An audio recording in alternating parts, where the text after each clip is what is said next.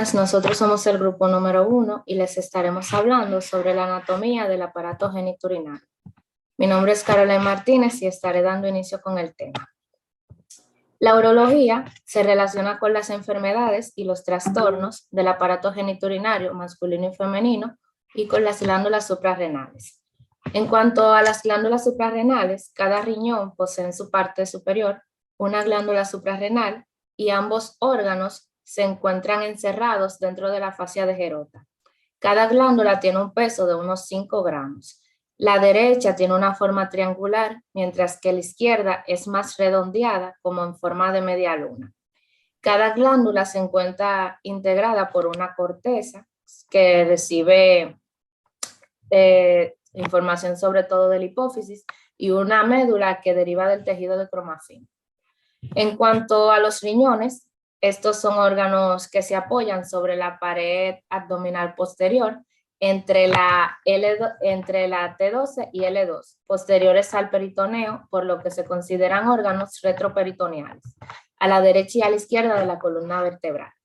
Estos son comparados con la forma de un frijol.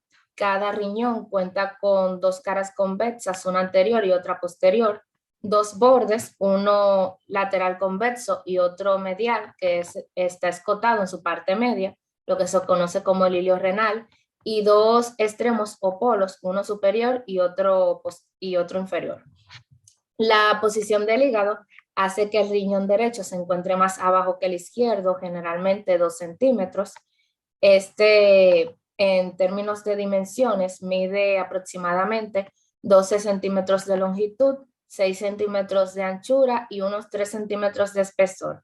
Tiene un peso de 140 gramos en el hombre y de unos 125 gramos en la mujer.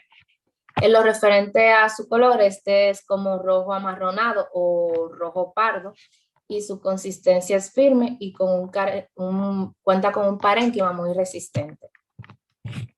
Cuando realizamos un corte longitudinal, como la imagen que se presenta, se puede ver que el riñón consta de médula, de corteza, de pirámides, cálices, entre otros. En cuanto a la corteza, posee corpúsculos renales y túbulos contorneados. La médula, esta constituye lo que son las pirámides de Malpighi, las cuales tienen una forma cónica y se orientan con la base hacia la corteza y con el vértice hacia el seno renal.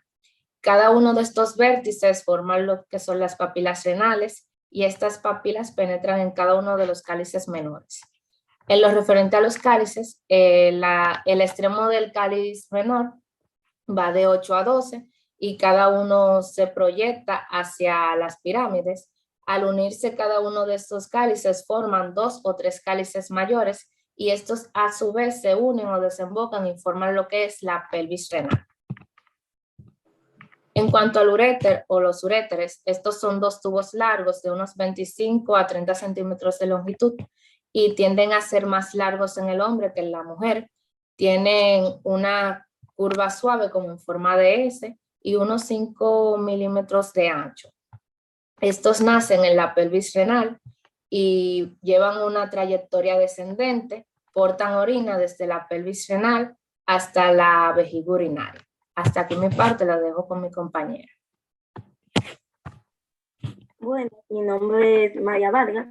Les estaré hablando del cordón espermático, el epididimos y los testículos.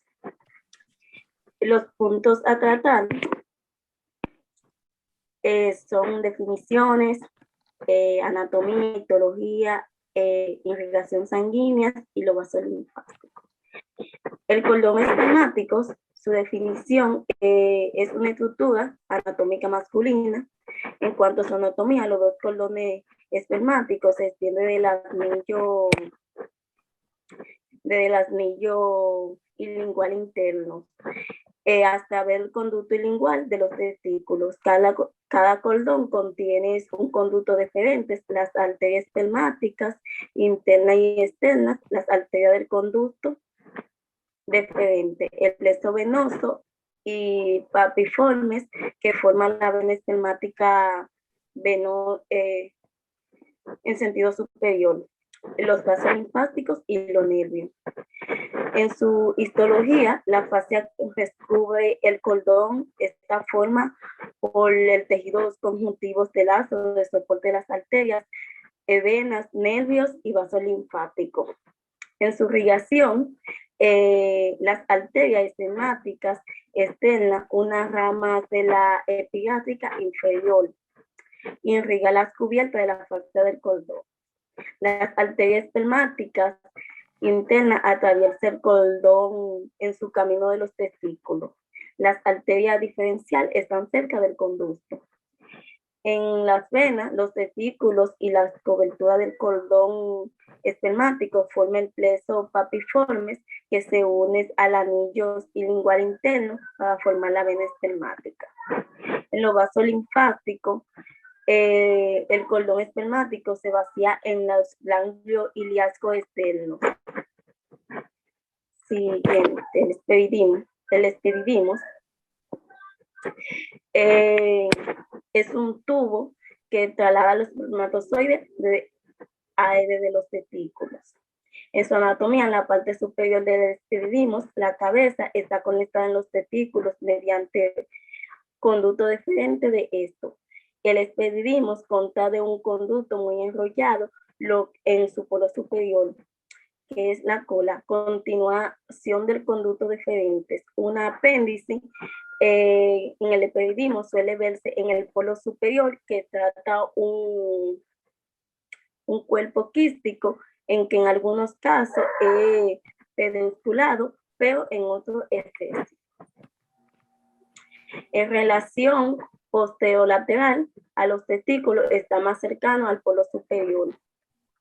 Su polo inferior está conectado a los testículos mediante el tejido fibroso y el vaso posteromedial del esperidimo. En su histología está cubierto por una sedosa. El conducto epididismos está cubierto por el epitelio cilíndrico estratificado en toda su longitud.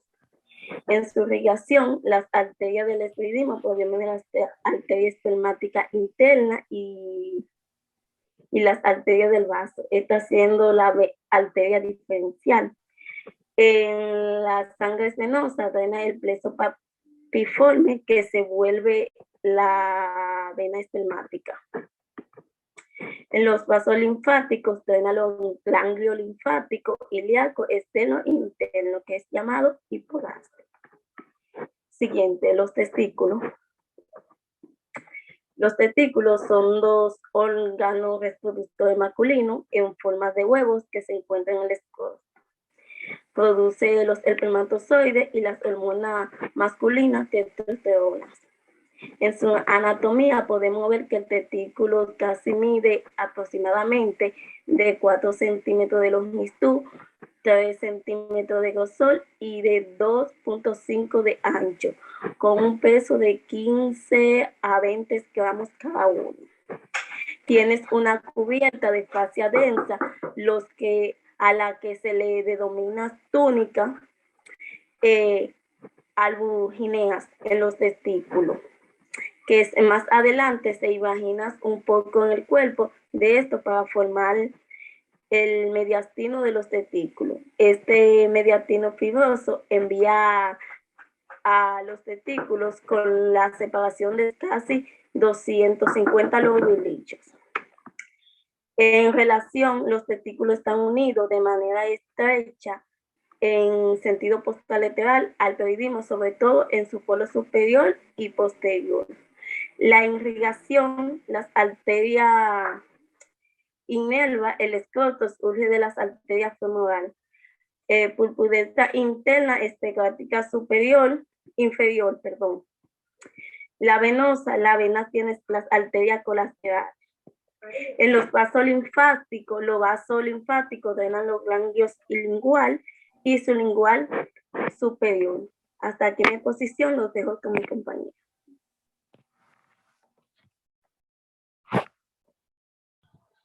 Buenas, mi nombre es Jessica López y yo voy a estar hablando acerca de la vejiga, la próstata y las vesículas seminales. Iniciando con la vejiga, ¿puedes pasarla, por favor? Los tópicos que vamos a tocar aquí son sobre su definición, su anatomía, las relaciones, su histología, irrigación sanguínea y vasos linfáticos.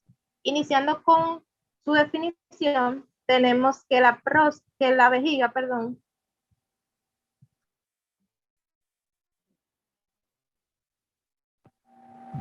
tenemos que la vejiga es un órgano muscular hueco, dale para atrás, es un órgano muscular hueco que sirve como depósito de orina. En mujeres, su pared posterior y su domo están invaginados por el útero. La vejiga del adulto suele tener una capacidad de unos 400 a 500 mililitros. En cuanto a su anatomía, cuando esta está vacía, la vejiga del adulto se encuentra debajo de la sínfisis del pubis y es en esencia un órgano pélvico. En lactantes y niños se encuentra ubicada más arriba, pero cuando se encuentra llena, se eleva muy por arriba de la sínfisis del pubis y la misma puede palparse o percutirse con facilidad. Cuando esta se distiende en exceso, como es en la retención urinaria agudas o crónicas, pueden causar que la parte inferior del abdomen se abulte de manera visible.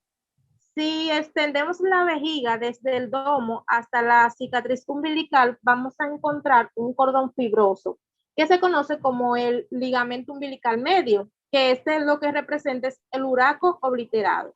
En cuanto a los uréteres, estos entran en la vejiga en sentido posterior inferior, de manera oblicua, y en estos puntos tienen una separación de casi 5 centímetros.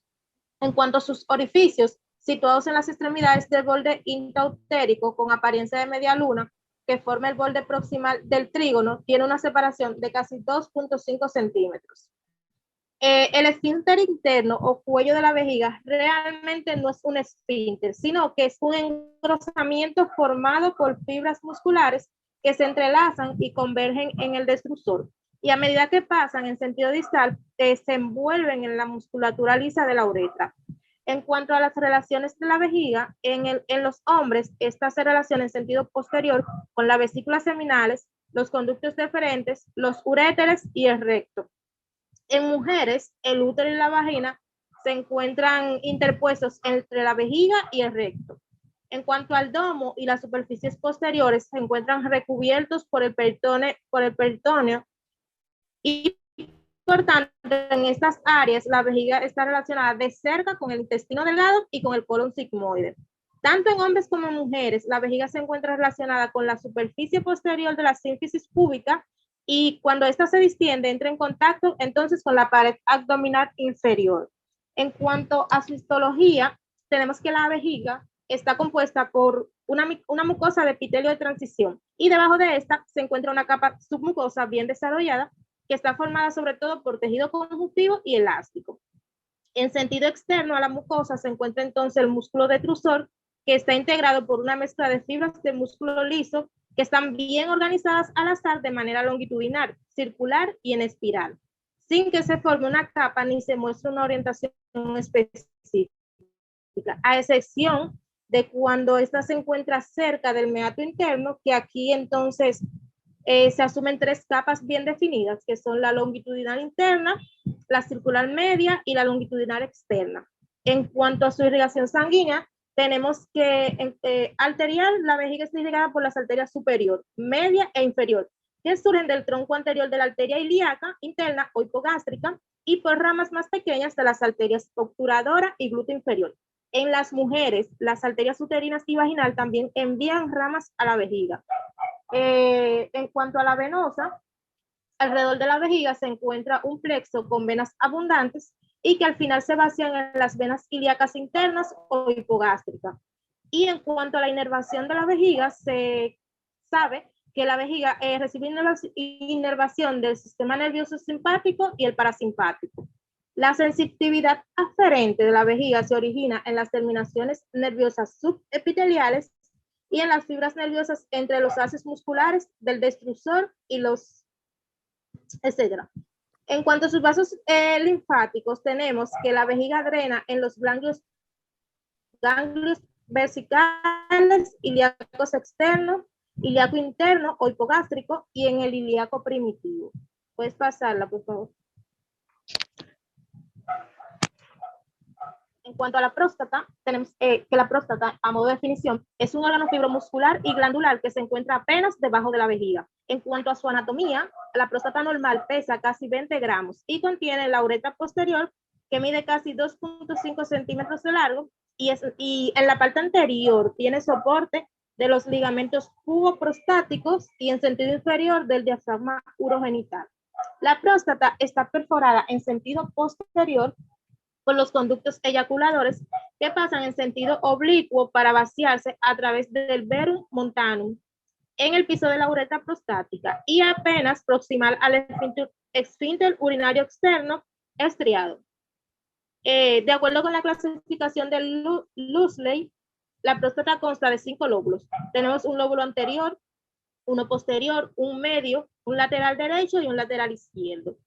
La próstata tiene 4 zonas, una periférica, una central que se encarga de rodear los conductos eyaculadores, una transicional que se encarga de rodear a la uretra y una fibromuscular anterior. El segmento de la uretra que atraviesa la próstata es la uretra prostática y esta o la misma está cubierta por una capa longitudinal interna de músculo, que es una continuación de una capa similar de la pared vesical. Dentro de la próstata encontraremos incorporada una cantidad abundante de musculatura lisa, derivada sobre todo de musculatura vesical externa. Esta musculatura representa el verdadero esfínter involuntario liso de la uretra posterior en los hombres. En cuanto a las relaciones de la uretra, tenemos que la misma se ubica debajo de la sínfisis púbica, localizada cerca de la superficie posterior-superior, que es aquí se encuentran los conductos deferentes y las vesículas seminales. En sentido posterior tenemos que la próstata está separada del recto por las 2 capas de la fascia de Denosville, que son los rudimentos serosos del saco de Douglas, que se extienden una vez al diafragma urogenital. En cuanto a su histología, la próstata consta de una cápsula fibrosa delgada y debajo de esta hay fibras musculares orientadas en sentido circular y de tejido colagenoso que rodea la uretra, que es un esfínter involuntario. Debajo de la misma se encuentra el estroma prostático, conformado entonces por tejido conjuntivo y fibras musculares lisas. Estas glándulas se drenan en los conductos excretores mayores y aquí se encuentran más de 25 conductos que se abren todos sobre el piso de la uretra, entre el verum montanum y el cuello vesical. Y debajo de este entonces se encuentra el epitelio de transición de la uretra prostática. En cuanto a su irrigación sanguínea, en cuanto a la arterial, tenemos que está dada o derivada de las arterias vesical inferior, la pudenda interna y la rectal media. En cuanto a la venosa, las venas de la próstata drenan en el plexo periprostático, que tienen conexión con las venas dorsal profunda del pene y las venas ilíacas internas. Sabemos que la próstata recibe una abundante inervación de los nervios simpáticos y parasimpáticos del plexo hipogástrico, y en cuanto a sus vasos linfáticos, la próstata drena en los ganglios ilíacos internos o hipogástricos, sacro, vesical e ilíaco externo. Puedes pasarla, por favor. Y ya por último tenemos lo que son las vesículas seminales. Las vesículas seminales son las que se encuentran en sentido cefálico a la próstata. En cuanto a su anatomía, tenemos que la misma mide casi 6 centímetros de largo y son muy suaves. Cada vesícula se une a un conducto deferente correspondiente para de esta manera formar lo que sería el conducto eyaculador. Los uréteres descienden en sentido medial a cada una de estas y el recto es contiguo a sus superficies posteriores. En cuanto a su histología, tenemos que la membrana mucosa es pseudoestratificada. La submucosa consta de tejido conjuntivo denso, cubierto entonces por una capa delgada de músculo, que a su vez está encapsulada por tejido conjuntivo. En cuanto a su irrigación sanguínea, tenemos que esta está dada o realmente es similar a la de la próstata. Habíamos dicho que la irrigación sanguínea arterial de la próstata estaba derivada de las arterias vesical inferior, la pudenda interna y la rectal media. Entonces, en cuanto a su inervación, la inervación de las vesículas seminales proviene sobre todo del plexo nervioso simpático. Y en cuanto a sus vasos linfáticos, las vesículas seminales se encargan de irrigar a la próstata. Hasta aquí mi exposición, los dejo con mi compañero. Buenas, mi nombre es Smiling y yo le estaré hablando sobre el escroto, el pene y la uretra masculina y la uretra femenina. El escroto es una parte del cuerpo masculino que es donde se encuentra debajo del pene, perdón, y se trata de un saco o bolsa que contiene los testículos, el epidídimo y la parte inferior del cordón espermático. Este está dividido en dos por un tabique de cartílago de un tejido conjuntivo. Dentro de sus funciones está sostener los testículos y mediante la relajación o contracción mantiene lo que es la temperatura ambiental para los espermatozoides. En la irrigación tenemos la irrigación venosa y la irrigación arterial, que en la venosa está irrigada por la arteria femoral, la arteria pudenda interna y la arteria epigástrica, y en la parte venosa es igual que la arterial. Pasa la Caroline, por favor. Dios mío, esta brisa.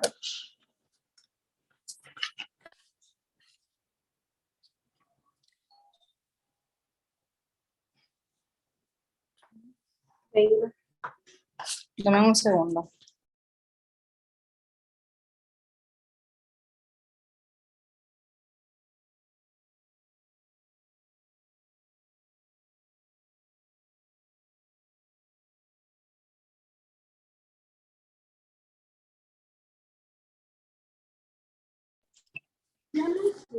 Disculpen, chicas, mi hija interrumpiendo. Ahora estaré hablando sobre el pene y la uretra masculina. Como todos saben, el pene es el órgano reproductor masculino que se encarga de la micción y de la relación sexual. El pene está formado por dos cuerpos cavernosos y un cuerpo esponjoso que contiene la uretra de 8 a 9 centímetros. Dentro de la irrigación tenemos lo que es la arteria pudenda interna, la arteria dorsal del pene y la arteria bulbo-uretral. En la venosa tenemos la vena superficial dorsal del pene, que se encuentra fuera de la aponeurosis de Bruch, y la arteria dorsal profunda, que se encuentra por debajo de la aponeurosis de Bruch. La aponeurosis de Bruch es un tejido conjuntivo que envuelve a los cuerpos cavernosos y esponjosos del pene, y este se encarga como de lograr firmeza, elasticidad y protección del pene. Este es como el encargado de la erección. Ahora tenemos la uretra femenina. Esta es la uretra, es el tubo a través donde pasa la orina fuera del cuerpo. Esta mide aproximadamente 4 centímetros de longitud y 8 milímetros de diámetro. La uretra femenina es un poco curveada y se encuentra debajo de la sínfisis del pubis en sentido anterior de la vagina. En el recubrimiento epitelial de la uretra femenina es pavimentoso y en su parte distal es pseudoestratificado o transicional en el recto. La submucosa de esta está formada por tejido conjuntivo y elástico y por espacios venosos esponjosos. Aquí se encuentran la glándula de Snake, que esta es la glándula encargada de la eyaculación femenina durante el coito. En la irrigación tenemos la venosa y la arterial. En la irrigación venosa tenemos las ramas de las arterias vesicales inferiores, tenemos la arteria vaginal y la arteria pudendas internas. Y en la venosa tenemos la vena pudenda interna. Hasta aquí nuestra exposición. Muchas gracias y disculpen los inconvenientes.